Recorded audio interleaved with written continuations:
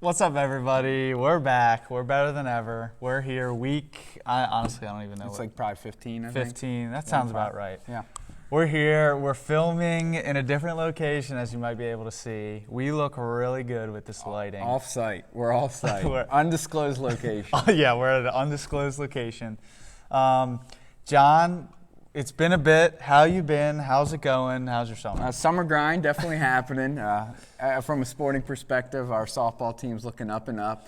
Yep. I've lost one game since I've been there. I think we lost 3 as a team, but winning season right now. We're excited for the tournament August 24th. But Mr. Anderson, you came off of a big W for your softball team. Why don't you take the crew through it? Yeah, so I don't know if you saw last week, there was like a Instagram, what is it called? It was like a loop of me like swinging the bat. That was, first of all, John's first ever Instagram post. Yeah, so I don't post at all. I don't really, John. I don't play with that. His first time posting. Exactly. But our softball team ended up winning that tournament that day. It was a 115 plus heat index. It was a hot day. Yeah.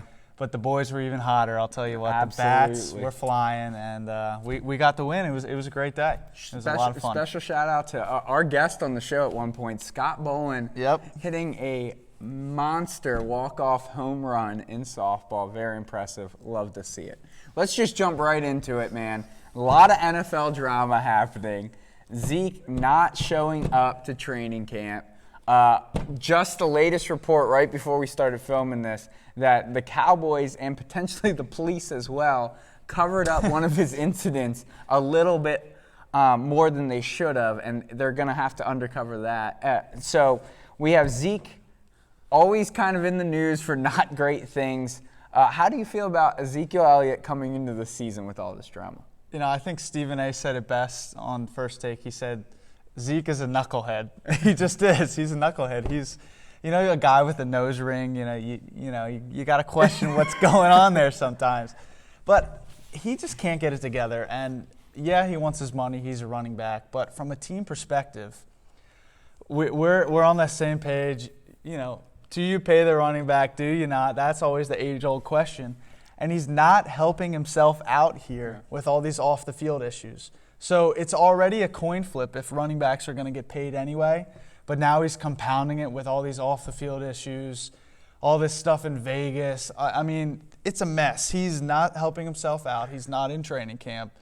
Who knows what's going to happen this year? All I can say is if I'm a Cowboys fan, I'm not a big Ezekiel Elliott fan right now. Yeah, I would be frustrated too. The line of the day for me is not from Stephen A., but Jerry Jones saying, you don't need a leading rusher to win a Super Bowl. Little does Jerry remember that the last time he won a Super Bowl, who did he have? Emmitt Smith, the leading rusher in NFL history. The game has changed, that's fair, but this is a transformational back. This is not just a normal back. They need to get him in camp. Dak got exposed when he was out. Dak will get exposed again if he's not there. And maybe this is a coup. Maybe they want him to hold out for a little bit.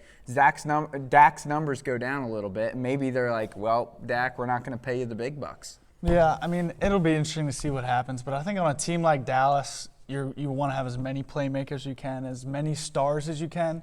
And we saw it last year. We saw it a couple years ago. They're not the same without Zeke. They can have Amari. They can have Dak. They can have all the guys. But Zeke gives that different energy to that team that without him, they just don't have. So I think if you're Jerry Jones and you're trying to choose between Dak Prescott and Ezekiel Elliott, I think if I'm him, I'm picking Ezekiel Elliott. He brings more to the table. Absolutely. He's a mess off the field, like we've said, but I think his on-the-field play makes up for it. I think, that's what it's going to come down to. I think, you can't pay everybody. Absolutely. Amari's on his last year. I mean, it'll be interesting to see what happens with the Cowboys this year, if Zeke even shows up. Absolutely. And I actually saw something that I thought was very interesting. If they're serious about not talking to Zeke and not negotiating, if they're really serious about it, how about trying to trade for Adrian Peterson from the Redskins? If they could give away a little 4th or 5th round pick to get AP for 1 or 2 years and just kind of show Zeke that they mean business. What do you think about that? Yeah, I mean, if anyone needs money, it's Adrian Peterson. I'll tell you what. He's, I don't know if y'all saw the story. He's a little broke. As one person said, he put his trust in the wrong people. You could say that. He's made over $100 million in his career, and yet he's defaulting on a, $800,000 loan that he was not able to pay. I don't think I could qualify for an $800,000 loan. It just makes no sense. Some of these guys, they just need to get their stuff together. Absolutely. You make $100 million and you're struggling to pay off an $800,000 loan. Meanwhile, this is the same dude who 3 years ago for his birthday party spent over $1 million for this shindig. He rode in on an elephant, he had snake charmers, this thing was off the It was charts. Aladdin before Aladdin came back out, man. It was wild. I mean, the signs were there early on, so hence why Adrian Peterson is trusting the wrong person, maybe trusting the wrong animals, all right? Buy a dog, buy a cat, a lot cheaper than an elephant. I mean, AP might be Brett Favre out here just trying to see how long he can play. I'm retired. No, I'm coming back, coming baby. back. You got money? All right, I'm playing. Come back to her. All right, as we shift gears, another potential boat that's rocking. Cleveland Browns, Myles Garrett, in an interview, was asked, does he feel like he fits in with Odell Beckham and the rest of that superstar offensive cast? And he responded with, no, I do not fit in. He likes poetry and being by himself and writing, and then inferred that essentially Odell and the squad does not like writing, being by themselves, and poetry. And there was this awkward tension of, is he just being honest, or is he being really, really honest with what's going on? We fast forward, Browns camp, there's already been a fight. They've already run gassers. Haven't seen that since high school. And on top of that, we already have some drama with everything going on. How do you feel about the Cleveland Browns? Is this the beginning of a ship that's already been shaking a little bit? No, I don't read into that stuff too much. I don't think it's a huge deal. I think everybody's high on the Browns anyway. Are they a playoff team? I think they do have a shot at the playoffs this year. People are saying Super Bowl. That's way out of the question. We're still a little bit too early on them. But as far as this stuff, a lot of it going on, the Browns are the hot team. Everyone's going to read into every little thing. This is just what happens in training camp when there's no other stories going on. There's no other sports going on.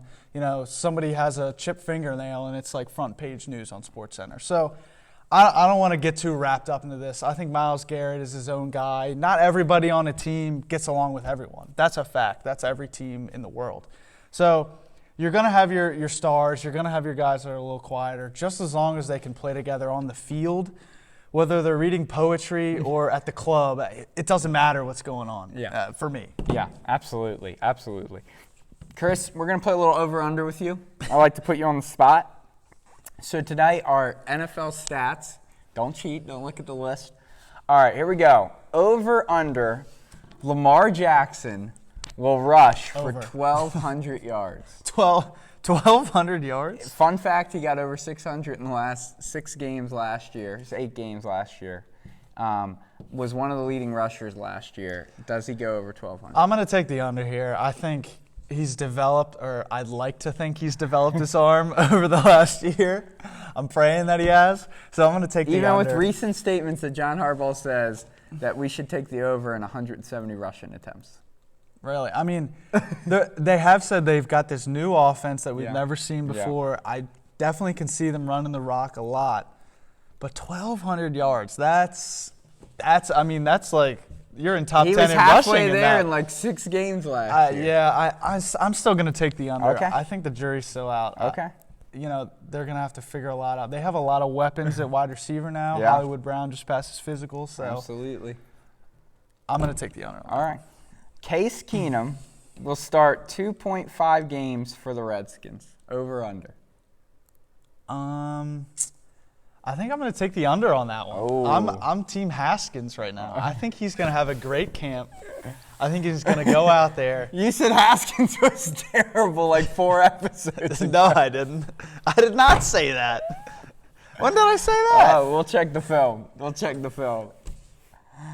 That's not true. I think he's going to be again, this is all relative. I'm saying he's going to be good. He's going to get the Redskins to 6-10. That's what I'm saying. Okay, all right. So, Case Keenum, Honestly, the Redskins, like I said, they're gonna be bad. Like I'm team has like just because it's like he's bad doesn't mean he can have a good camp. You know? Like, that's fine. That's fine. I'm with you. I think Case Keenum, there's no reason to have just some guy come in. I mean, they went with Haskins. Might as well just throw him in there and see what he can do. This is the new age NFL. Back in the day, you'd have Brett Favre and you draft Aaron Rodgers and let him sit behind you. Now it's like first rounder, you better start right now. So that's what I think. I think the fans are going to be heated to see Haskins. So I'm taking the under. Zeke will rush for 1,250 yards. Over under. I'm going to take. Holdouts are in play. Holdouts are in play. I'm going to take the under on that one. Okay. I'm kind of hedging my bets there because even if he plays every game, I think it's a toss-up if he goes over 1,200. But with the holdout now, kind of like in the conversation, I'm going to take the under on that one easy. Okay. OBJ and Jarvis will combine for 21 touchdowns, whether that's throwing, passing, or rushing, because we know Odell has a few.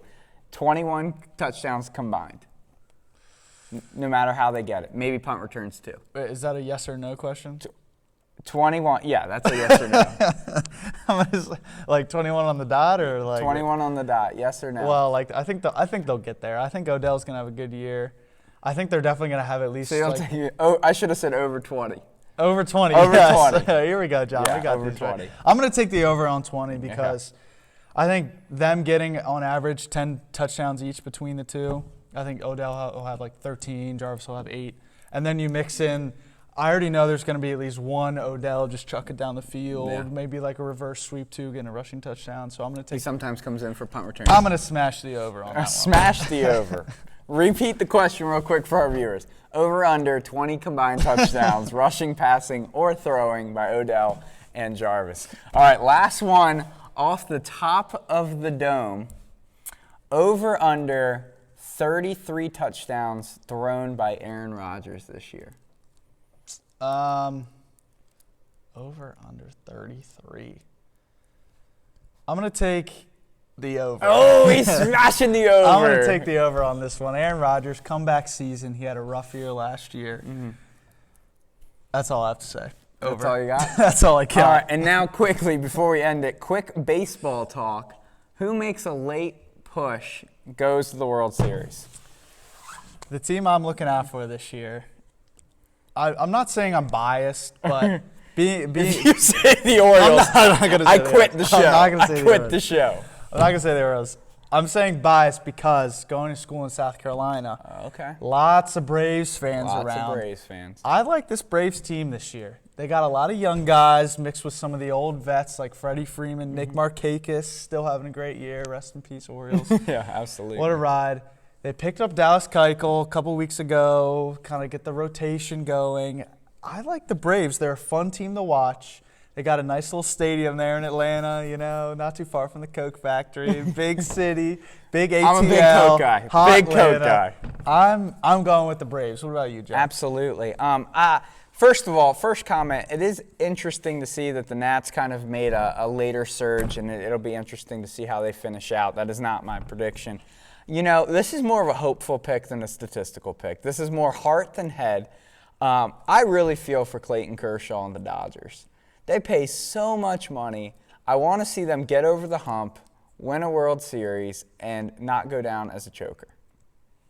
The Dodgers are like that. This is like just they're like that kid that like their parents spend all this money for them to go to college and then they just like flunk out and like don't do anything. Or the kid that like wears like Dodgers. all the Under Armour gear, like sleeves yeah. and under this, and then he's it's like the worst player. the on the worst team. player on the team. So I just so much hope, but not. And then EA Sports Gaming, I'm gonna call it a sport. Fortnite World Cup, won by a 16-year-old. He takes home before taxes $3 million, huge pot. And Chris, what did he say that he wanted to buy with his new $3 million check? This kid, he goes by Booga. Booga. He won $3 million, and they asked him, like, after the tournament, he was all hyped up, like, Booga, $3 million, what are you going to do? And he said, I think I'm going to buy a new desk. A new desk. A new desk. $3 million. Ladies and gentlemen, that's your Fortnite World Cup champion. By the way, that tournament, I don't know if anybody saw that, was actually very entertaining. The way they set it up, the way they had the camera angles going, even the announcers, it made it feel like it was like the Super. I mean, it was obviously the Super Bowl of World Cup, but they made it feel like this unbelievable atmosphere. They played it in the Arthur Ashe Stadium where they had it's like a huge stadium. They had tennis matches there. I don't know, French Open, Wimbledon. They had one of those matches there. If it's open, it's tennis. But fun fact, again, we're going with these fun facts. Booga, $3 million, won more than any of the major champions in golf this year. So Tiger Woods, Brooks Koepka, Gary Woodland, any of those guys didn't make as much money as Booga did this past week. And it's funny that the Fortnite world has a little bit of terminology. As the interviews were going on, they all kept saying, we just got to keep grinding. We just got to keep grinding. Grinding is their way of working. I can't imagine playing Fortnite 12 hours a day. However, I have played my fair share of Fortnite, just not 12 hours a day. Very, very interesting to see. Does Fortnite last and have multiple championships, or is this kind of it before it kind of dies down the next year or two? Yeah. Well, that's all for Backyard Trash Talk. No, wait, we're going to talk about the Giants? Oh, shoot. The Giants are in shambles. The Giants are in shambles. We've said it again. We'll say it a million times. The Giants are in shambles. We got Sterling Shepard, who broke his finger. Corey Coleman, who was awful anyway. Tore his ACL. Got cut on Hard Knocks last year. Got cut on Hard Knocks.